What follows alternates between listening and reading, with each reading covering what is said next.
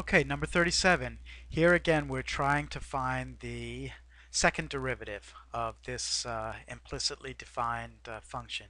X squared minus y squared equals 16. If we divided both sides by 16, we would get x squared over 16 minus y squared over 16 equals 1.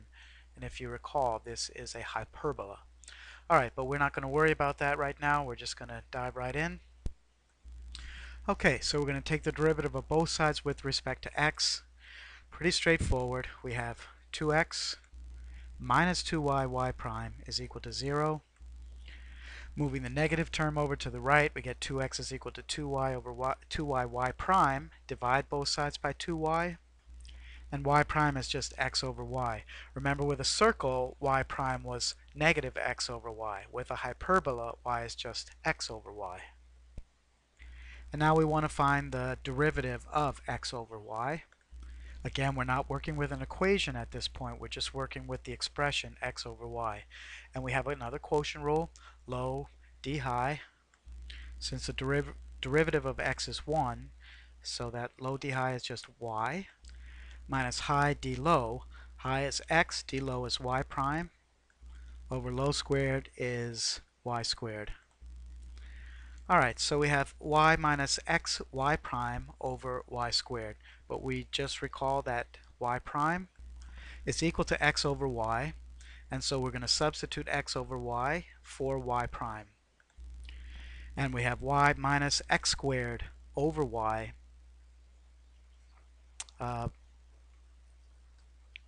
all divided by y squared. And so to simplify that, we're going to multiply top and bottom by y. And we get y squared minus x squared over y cubed. Remember that our original function was x squared minus y squared.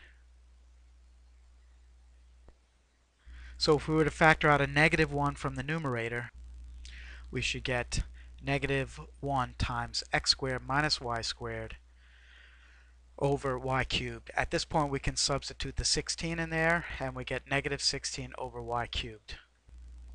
And that is our second derivative for number 37. And we're done. That's all there is to it. Alright, we'll go on to number 39.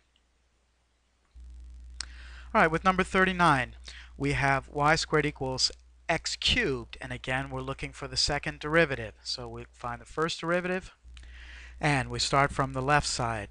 Since we're dealing with y instead of x, the derivative with respect to x of y squared is 2y y prime. The derivative with respect to x of x cubed is 3x squared. And we're just solving that for y prime.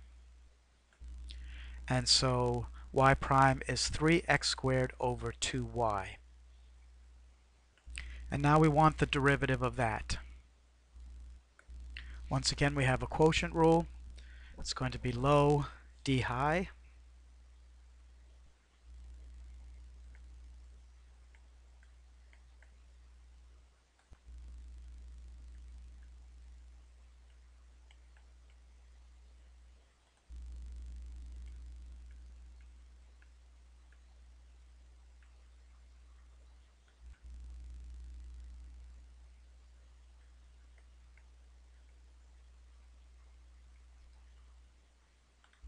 And simplifying that a bit, we're going to get 12xy minus 6x squared y prime over 4y squared. Now we're going to substitute for y prime. And when we do that, we get 12xy minus 18x to the fourth over 2y, which can be simplified a little bit further, all over 4y squared.